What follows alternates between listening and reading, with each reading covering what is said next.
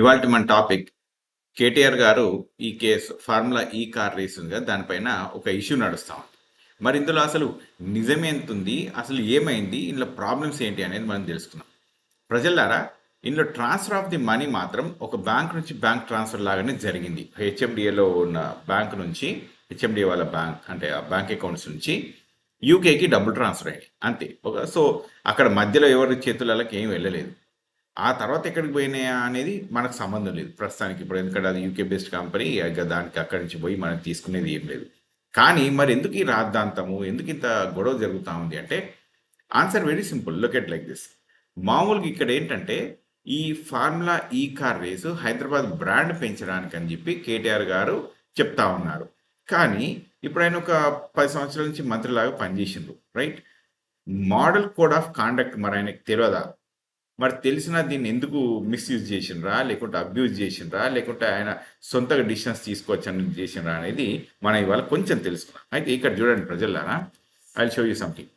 ప్రభుత్వం నిధులు ఎందుకు చెల్లించింది అనేది ఒక క్వశ్చన్ అనమాట.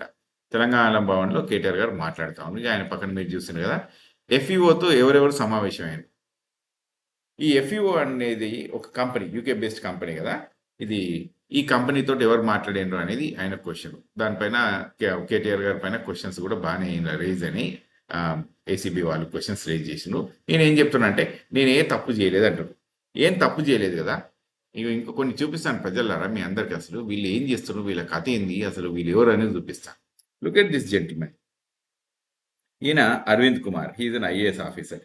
మరి ఈయనకు ప్రోటోకాల్స్ తెలియదా? ఈయనకు 20 ఏళ్ళ నుంచి ఐఏఎస్ లెక్క ఉన్నాడు. ఈయన 10 ఏళ్ళ నుంచి ఉన్నాడు. ప్రోటోకాల్స్ మరి ఈయనకు తెలియదా? అంటే ఏం ప్రోటోకాల్స్ చేసేది ఉంటే ఏం చేయలేదు. సో ప్రజలారా మీకు చిన్న ఇన్ఫర్మేషన్ చూపిస్తాను ఇక్కడ. ఇక్కడ ఈయనేమో BLN Reddy, he is the హైదరాబాద్కి చీఫ్ ఇంజనీర్ ఉంటాడు కదా హెచ్ఎండిఏ దానికి ఈయన.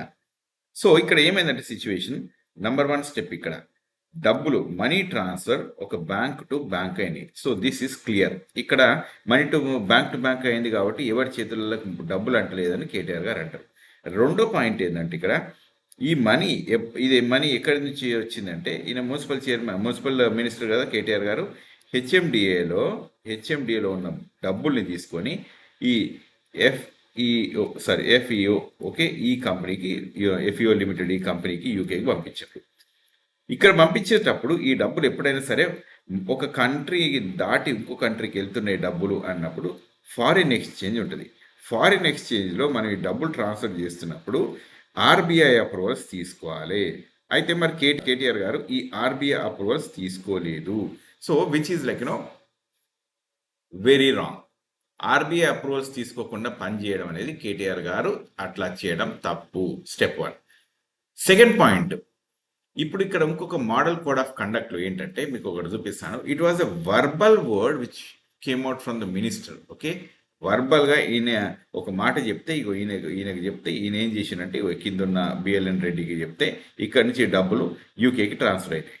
ఇవి ఇట్లా వర్బల్గా ట్రాన్స్ఫర్ కావు. వర్బల్గా ట్రాన్స్ఫర్ చేయడానికి అథారిటీ ఉండదు, క్యాబినెట్ అప్రూవ్ చేయాలి. సో క్యాబినెట్ అప్రూవ్ చేసిందా అంటే క్యాబినెట్ అప్రూవ్ చేయలేదు. మరి ఎందుకు చేయలేదు అని కేటీఆర్ గారిని క్వశ్చన్ అడిగితే ఆయన ఏం చెప్పుకొచ్చారంటే ఈ క్యాబినెట్ అప్రూవల్ అనేది ఈ ఫైలు సిఎస్ పెట్టాలి, చీఫ్ సెక్రటరీ వాళ్ళు పెట్టాలి, నా పని కాదు అని చెప్పారు.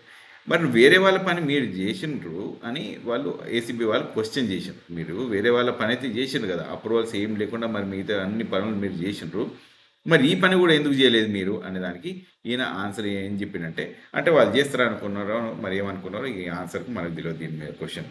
కానీ ఈ డైరెక్షన్లో కూడా క్వశ్చన్స్ వచ్చినాయి. When he did these people work verbally and he did not put it forward to the CS or whatever, ఇక్కడ నుంచి క్యాబినెట్ అప్రూవల్కి వెళ్ళలేదు. సో క్యాబినెట్ అప్రూవల్కి వెళ్ళలేకుండా ఉంది కాబట్టి మీకు కొంచెం కిందకి వచ్చినాక చూపిస్తాం ప్రజలారా. ఇప్పుడు ఏమైంది, ఫస్ట్ ఆర్బీఐ అకౌంటబిలిటీ తీసుకోలేదు, ఆర్బీఐ నుంచి అప్రూవల్ తీసుకోలేదు. తర్వాత హెచ్ఎండిఏలో ఉన్నదాన్ని వర్బల్గా తీసుకున్నారు. సో వర్బల్గా తీసుకున్న కేసు ఇది. ఓకే, వర్బల్గా తీసుకున్నారు హెచ్ఎండిఏది. తర్వాత ఇక్కడ నుంచి ట్రాన్స్ఫర్ చేసిన తర్వాత డబ్బుల్ని క్యాబినెట్ అప్రూవల్కి పంపించలేదు. సో ఈ క్యాబినెట్ అప్రూవల్కు పంపించలేదు కాబట్టి ఈ మూడిట్లల్లా కూడా మోడల్ కోడ్ ఆఫ్ కాండక్ట్ అనేది కేటీఆర్ గారు మిస్ చేసిండ్రు. Model code of conduct miss చేసిండ్రు. So which is not suppose to do. ఇది చేయాల్సిన పని కాదు అని ఈయన మీద కేసు పడ్డది. అయితే ఇప్పుడు ఈ కేసులు పడ్డ తర్వాత ఈయన కక్షపూర్వమా ఇదా అదా అనే దానికి ఆన్సర్ లేదు. కేటీఆర్ గారికి ఇక్కడ ఆన్సర్ లేదు. ఇది కక్ష ఎందుకైతుంది? ఇది మోడల్ కోడ్ ఆఫ్ కాండక్ట్‌లో మీరు ఫాలో చేయలేదనేది క్వెషన్. చేయలేదు కాబట్టి ఏమైందంటే 55,00,00,000 ఎక్కడికి పంపించిండ్రు? యూకేకి పంపించిండ్రు. పంపించినప్పుడు ఇంకొక పని ఏం చేయాల్సిందంటే వీళ్ళు మన ఇన్కమ్ ట్యాక్స్ వాళ్ళకు అప్రూవల్స్ తీసుకోవాలి. ఇక్కడి నుంచి డబ్బులు కట్టేది ఉంటుంది. ఇన్కమ్ ట్యాక్స్ వాళ్ళకు అప్రూవల్స్ తీసుకొని ఈ మాన్యూవర్ చేసేది ఉంటుంది. అయితే ఏం చేసినంటే ఈ ఇన్కమ్ ట్యాక్స్ వాళ్ళ అప్రూవల్స్ సరిగ్గా లేక ఈ ఇన్కమ్ ట్యాక్స్ వాళ్ళకు ఆడిట్లలో దొరికిపోయి మళ్ళీ 8 కోట్లు హెచ్ఎండిఏ కట్టాల్సి వచ్చింది. హెచ్ఎండిఏ 8 కోట్లు అడిషనల్గా ఇన్కమ్ ట్యాక్స్ కట్టింది. ఇగో ఇక్కడ కింద ఉంది అది. ఇక్కడ చూడండి ప్రజలారా, where is it? Yes, look at this. అదనంగా 8 కోట్ల భారం మళ్ళీ హెచ్ఎండిఏకి పడ్డది. దీని కాకుండా ఇంకో ఆడిట్లలో ఇంకోటి ఏం తెలియదంటే ఇంకో 16 కోట్లు కూడా చెల్లించాల్సి వస్తుంది అని చెప్పినారు. So 55 + 16 which is 71 crores. Okay. So anyways ఇప్పుడు మనమైతే ఈ 8 కోట్లని ఒకటి చూద్దాం. ఈ 8 కోట్లు అడిషనల్గా హెచ్ఎండిఏ కట్టింది. మరి ఎవరు కట్టింది అంటే ఈ ఇన్కమ్ ట్యాక్స్ వల్ల కట్టింది. మరి ఈ అప్రూవల్స్ తీసుకోకుండా ఈ ప్రజాధనాన్ని దుర్వినియోగం చేయడము కరెక్టా కాదా అనేది మరి కేటీఆర్ గారికి తెలియాలి. ఓకే. మరి మిగతా వాళ్ళందరూ కూడా తెలియాలి, ప్రజలకు కూడా తెలియాలి. ఎప్పుడైనా సరే ఒక 10 సంవత్సరాలు మీరు మంత్రిగా పనిచేసినప్పుడు ఇవన్నీ అప్రూవల్స్ వర్బల్గా జరగవు. 50 కోట్లు 10 కోట్ల ముచ్చట్లు పెద్ద పెద్ద విషయాలు ఇవన్నీ ఒక ప్రాపర్ అప్రూవల్స్ తోటే వెళ్తాయి. వెళ్లకుండా చేశారు కాబట్టి ఈ కేసు పడ్డది కేటీఆర్ గారి పైన. సో ప్రజలారా, this is what it has done. అయితే మరి ఇక్కడ దీంతో కేసు అయిపోయిందా, కేసు పడుతుందా అంటే ఇక దీనికి ఎఫ్ఐఆర్లు అవి ఇవన్నీ బాగానే బుక్ అయినాయి. కానీ ఇవన్నీ ఎట్లుంటాయంటే కేసులు వాదించడంలో ఉంటుంది. ఏ కేసును పట్టుకొని నువ్వు ఏ పాయింట్ పట్టుకొని నేను మాట్లాడుతున్నా అనేది ఒక ఇంపార్టెంట్ టాపిక్ ఉంటుంది అనమాట. ఈ సెక్షన్స్ కరెక్ట్గా పెట్టినరా అంటే వాదించిన లాయర్ ప్రకారం కూడా ఒక విషయం జరుగుతుంది. ఇంకోటి కేటీఆర్ గారు ఏం చెప్తుంటే లై డిటెక్టర్ పెట్టుండ్రి, నేనేం డబ్బులు తీసుకోరాను. ఇక్కడ ఎవ్వరు కూడా మీరు డబ్బులు తీసుకున్నారని చెప్పలేదు. This is not the topic. The topic is all about model code of conduct. It's like whether you took approval from the RBI, no. Whether you took approvals from the income tax, no. Because of that, HMD has paid 8 crores additional, 8 కోట్ల రూపాయలు అడిషనల్గా కట్టాల్సి వచ్చింది. Okay, అది ఎవరిది మరి? Tax payers money, right? మరి దానికి ఎవరు రెస్పాన్సిబుల్ ఉంటారు? మరి హీ హ్యాస్ టు నో.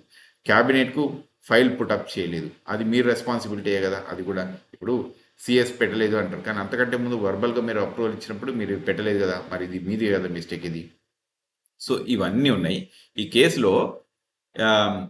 ఎట్లా అంటే PMLA, prevention of money laundering ఉంటుంది చూస్తున్నా, ఈ కేసులు పెట్టిర్రు.